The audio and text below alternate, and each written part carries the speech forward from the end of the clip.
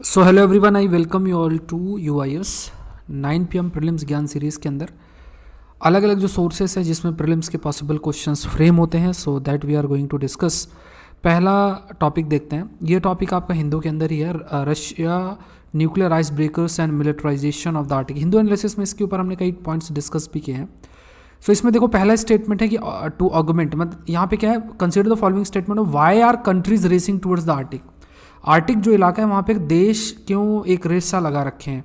तो अभी जैसे रशिया ने रशिया करके भी एक आइस ब्रेकर डेवलप करने की बात की है जो कि न्यूक्लियर केपेबल होगा। इसके अलावा भी उसने दो तीन आपके जो आइस ब्रेकर्स उसको डेवलप किया। आइस ब्रेकर का काम ही कि आर्टिक का बर्फ़ पिघल रही है तो आइस को ब्रेक करके जो ये आइस ब्रेकर्स होते हैं शिप की तरह होते हैं, आगे मूव कर सकते हैं और जो रिसोर्सेस उनको एक्सेस कर सकते हैं।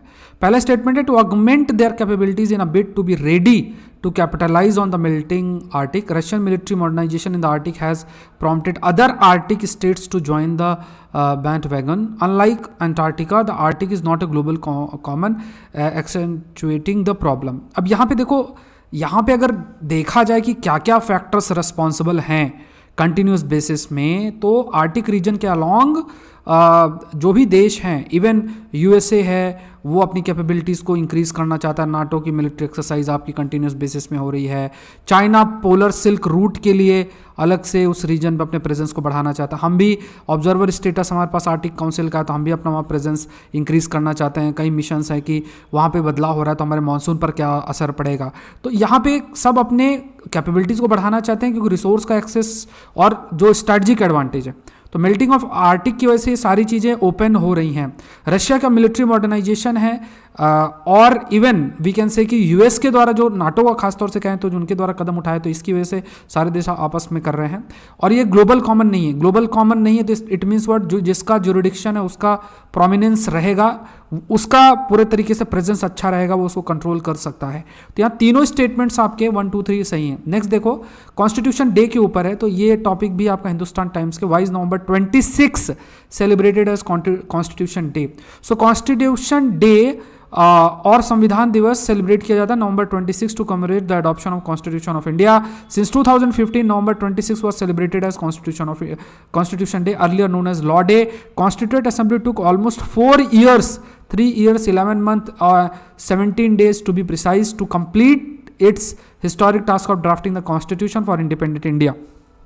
तो यहाँ पे देखो, अगर देखा जाए कि constituent assembly of India adopted the constitution of India which came into effect 26 जनवरी 1950 के अंदर है। और कॉन्स्टिट्यूएंट असेंबली में 4 इयर्स नहीं लिए, 3 इयर्स लिए। तो ये 2 इयर्स 11 मंथ्स और 17 डेज आपके हैं। डॉक्टर राजेंद्र प्रसाद पहले प्रेसिडेंट थे, was the president of the constituent assembly which was established in 1946 में इसका स्टैब्लिशमेंट हुआ था। And it took almost 3 years, 3 साल के आसपास to complete the historic task of drafting the constitution of independent India. तो देखो ये गलत है, बाकी दोनों स्टेटमेंट सही हैं।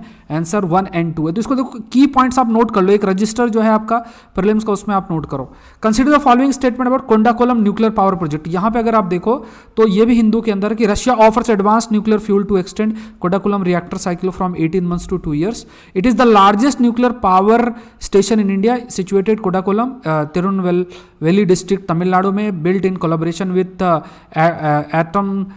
Atomstro, export the French state company and nuclear power corporation of India. This is scheduled to have 6 VVER 1000 reactors. तो यहाँ पे देखो, यहाँ पे ये याद रखना है, ये जो कंपनी है ये रशियन कंपनी है, तभी तो रशिया हेल्प करने को बात कर रहा है, फ्यूल सप्लाई करने का बात कर रहा है। तो ये स्टेटमेंट अपने आप गलत हो गया है। And this water vapour energetic reactor, ये जिसे हम VVER भी कहते हैं, तो वाटर एनर्जेटिक रिएक्टर, ये क्या है, प्रेशराइज्ड वाटर रिएक्टर है, डेवलप डिज़ाइन किया गया था सोवियत यूनियन के द्वारा और अब जो है ये रशिया के द्वारा है। तो ये ध्यान में रखना। तो ये स्टेटमेंट सही है, ये गलत है और ये सही है। इधर आंसर आपका 1 और 3 है। नेक्स्ट देखो, with reference to national milk day consider the following statement. तो यहाँ पे भी देखो, ये PIB की न्यूज़ है। तो यहाँ पे क्या है, the department of animal husbandry dairying is celebrating national milk day to commemorate 101st birth anniversary of father of white revolution in India, doctor MS Swaminathan, celebrated on 26 November. तो यहाँ पे अगर आप देखोगे तो यहाँ पे लिखा है department of animal husbandry and dairying is celebrating national milk day to commemorate 101st birth anniversary of father of white revolution in India doctor Verghese Kurien. ये MS स्वामीनाथन नहीं है, वर्गीस क्यूरिन है। तो ये अपने आप स्टेटमेंट गलत हो, ये अपना सही है, तो ये भी ध्यान में रखना। यहाँ पे आंसर आपका 2 ओनली बन जाता है। नेक्स्ट देखते हैं, rooftop solar capacity installation in India fell 29% to 320 megawatt in जुलाई सितंबर। ये भी न्यूज़ अगर आप देखोगे तो ये हिंदू के अंदर है, rooftop solar capacity installation fall 29% to 320 megawatt in जुलाई सितंबर। सो यहाँ पे अगर ये रिसर्च की बात करें तो Tamil Nadu became the leading state with the highest rooftop solar installation, followed by Maharashtra and Rajasthan. Top 10 states accounted for approximately 73% of cumulative rooftop solar installations. In the third quarter of 2022, 46% of rooftop solar capacity was installed in the industrial sector, followed by 32% in residential, commercial 21%, remaining in the government sector. तो correct बताना है। देखो यहाँ पे क्या है, Tamil Nadu became the leading state, it's not Tamil Nadu, ये गुजरात है, ये लीडिंग स्टेट है। उसके बाद followed by Maharashtra and Rajasthan, बाकी दोनों स्टेटमेंट आपके सही है। ये फैक्चुअल क्वेश्चन है, ये ध्यान में रखना है।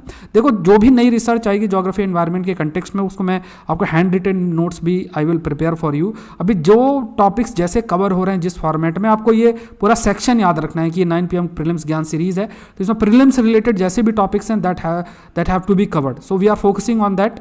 चैनल को आप जरूर से सब्सक्राइब करो, UIS चैनल को, सेशन को लाइक करो, शेयर करो, ये आप लोग को करना, इतना सा तो करनी है, कंटेंट आपको मिल रहा है तो इतना सा आपको करना चाहिए। नेक्स्ट देखते हैं, consider following statement Indo Pacific regional dialogue, ये भी आपका PIB का न्यूज़ है। तो IPRD is an annual international conference that seeks to foster exchange of ideas and promote deliberation of maritime issues relevant to the Indo-Pacific. The IPRD 2022 was organized by National Maritime Foundation, New Delhi, as an Indian Navy knowledge partner. Based on overarching theme of operationalizing the Indo-Pacific Ocean Initiative, the IPRD 2022 explored sub-themes that could provide a greater degree of specificity and transaction to the 7 pillars or spokes of the IPOI. तो यहाँ पे देखो Indo Pacific regional dialogue, यहाँ पे क्या है, ये international conference है जिसमें जो भी देश हैं इंडो पैसिफिक रीजन में, जिसमें इंडियन ओशियन और सेंट्रल पैसिफिक ओशियन तक के देश हैं, वो सारे अपने आइडियाज़ को एक्सचेंज करेंगे।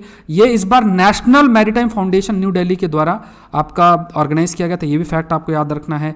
थीम याद रखना है, ये थीम है इसकी, operationalising the Indo Pacific Ocean Initiative. ये थीम आपको याद रखना है कि किस तरीके से जो डिफरेंट पिलर्स इस्टाब्लिश आपके किए गए हैं उसके माध्यम से, जैसे maritime security, maritime ecology, maritime resources, capacity building, resource sharing, disaster risk reduction and management, science technology, academic cooperation, trade connectivity, maritime transport, ये सब चीज़ें जो थीम्स हैं, इन थीम्स के अंडर आपका जो है कार्य ये फोकस किया गया है इस रीजनल डायलॉग के तहत। तो ये ध्यान में रखना, ये सारे टॉपिक्स आपको नोट कर लेने हैं।